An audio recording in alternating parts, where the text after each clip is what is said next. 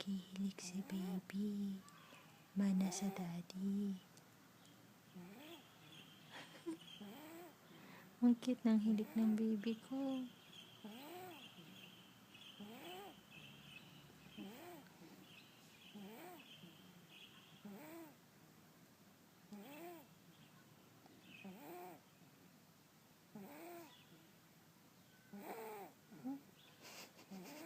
Ano lumakas?